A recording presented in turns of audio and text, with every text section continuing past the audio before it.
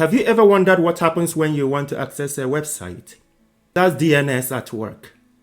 I'm going to show you how you can capture DNS traffic using tcpdump. Now, what is DNS?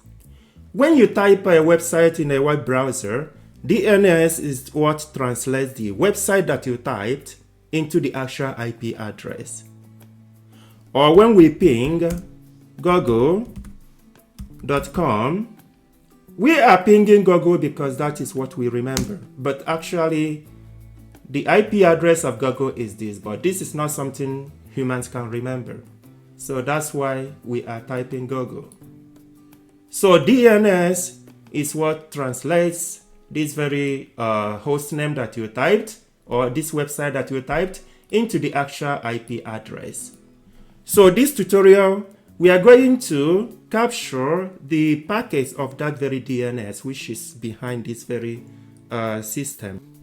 Now, what we can do is sudo tcpdump, then interface. We are going to capture all the interfaces or any interface. Port number for the DNS is port 53.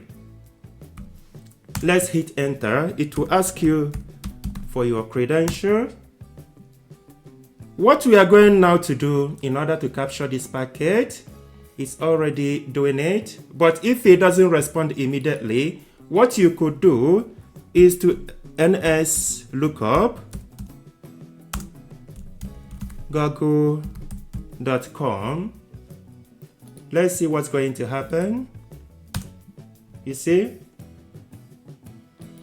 So when you issue that command, you are going to get this very output.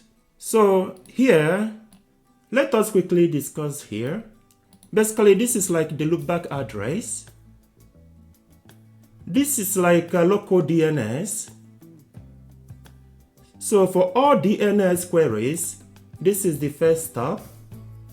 This is like a random number generated by the system. And it's asking, this is HTTPS query.